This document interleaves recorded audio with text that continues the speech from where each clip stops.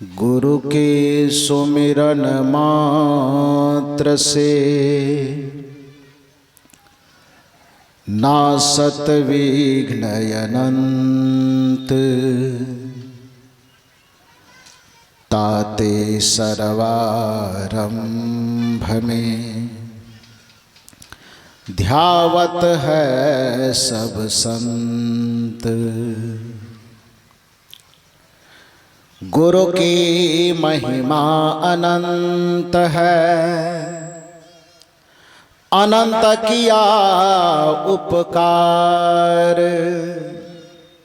लोचन अनंत उघारिया, अनंत दिखावनहार।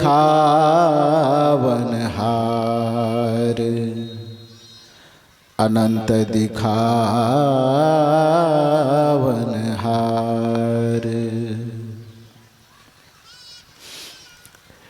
मेरे व्यावहारिक एवं पारमार्थिक जीवन के प्रबल प्रेरणा स्रोत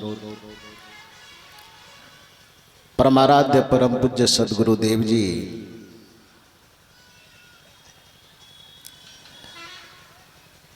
साप्ताहिक ध्यान साधना शिविर के उपरांत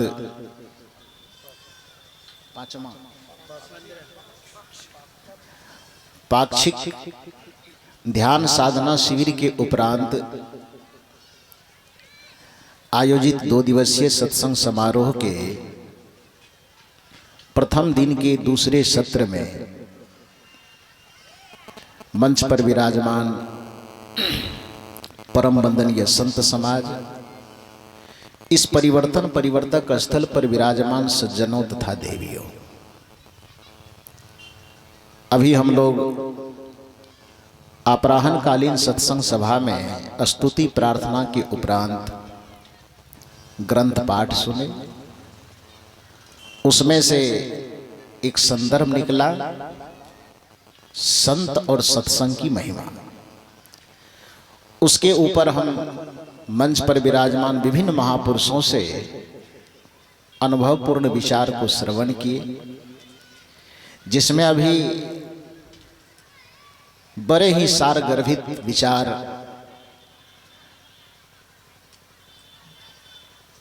परम पूज्य स्वामी श्री दयानंद जी महाराज के मुख से हम लोग सुन रहे थे। उनकी वाणी इतनी सारगर्भित होती, हृदय स्पर्शी होती है कि उनका प्रवचन सुनते सुनते आंखें अपने बंद हो जाती है। चेतना बहुर्मुखी से लौट करके अंतर्मुखी होने लगता है। यही सच्चे संतत्व की पहचान है। निवेदन की कड़ी में थोड़ा निवेदन मैं करूं। इस भवसागर में फंसे जीव को पार होने के लिए संत एक ध्रुव तारा के रूप में है। इस संसार को भवसागर कहा जाता, अथाह सागर। और आप लोग जानते हैं कि जब बीच समुद्र में कोई व्यक्ति फंस जाता है, कोई नाव चलाते चलाते बीच समुद्र में फंस जाता है, तो आज के जमाने में दिशा सूचक यंत्र है। वो दिशा का ज्ञान न होने पर भी वो यंत्र के माध्यम से पूर्व पश्चिम उत्तर दक्षिण जान लेता है। लेकिन एक समय ऐसा था जिस समय यंत्र नहीं बना था। उस समय जब समुद्र, अथाह समुद्र में व्यक्ति फंस जाता था, पूरब पश्चिम उत्तर दक्षिण चारों तरफ देखने पर भी दिशा का ज्ञान नहीं होता था, तो उस समय उस समुद्र में फंसे हुए नाविक क्या करते थे, कैसे निकलता था? उससे एक उपाय करता था, दिन भर किसी तरह से उस समुद्र में ठहरा रहता था, रात्रि होने का इंतजार करता था। और रात्रि में क्या करते, बुजुर्ग लोग जानते होंगे। रात्रि का इंतजार क्यों करते थे? क्योंकि रात में आकाश में तारा निकलेगा। और तारा में सब तारा डमाडोल होता है, एक तारा है जिसको ध्रुव तारा कहते हैं। हम लोग गांव देहात में उसको कहते भुरकवा तारा कहते हैं ना। पूज्य साहिब स्वामी जी महाराज भी अपने पद में क्या गाते हैं, आंतरिक आकाश में देखने के लिए क्या कहते, गुरु युगति से देख गगन में तब झलके एक तारा।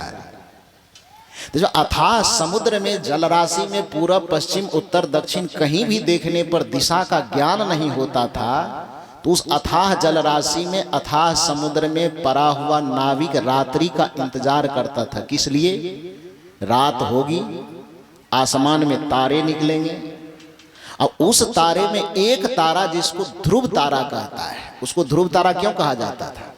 इसलिए कि आसमान में चांद अपने दिशा बदल दे, हो सकता है सूरज भी अपना दिशा बदल दे, ब्रह्मांड के सारे नक्षत्र अपना दिशा बदल दे, लेकिन आसमान में एक तारा ऐसा है जिसको ध्रुव तारा कहा जाता है। वह अपने स्थान से कभी डिगता नहीं, वह अटल रहता है, इसलिए उसको ध्रुव तारा कहा जाता है।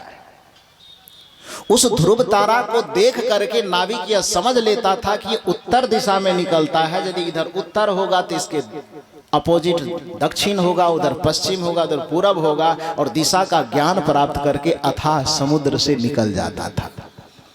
ठीक उसी प्रकार से जैसे अथाह समुद्र से नाविक को निकलने के लिए, अथाह समुद्र के जलराशि से किसी प्राणी को निकलने के लिए आसमान का ध्रुव तारा सहयोगी होता था, उसी तरह से इस भवसागर में फंसे जीव के लिए, भवसागर में फंसे आत्मा के लिए संत एक ध्रुव तारा के रूप में होते हैं, जो संत का आदर्श देख लेते हैं, संत का चरित्र देख लेते हैं, और उसको देखते देखते जीवन की यात्रा करते हैं। वो भवसागर और जन्म मरण के चक्कर से सदा के लिए पार हो जाता है, उस सदा के लिए मुक्त हो जाता है। क्योंकि दुनिया में सबका चरित्र बदल सकता है, लेकिन संत का चरित्र नहीं बदल सकता।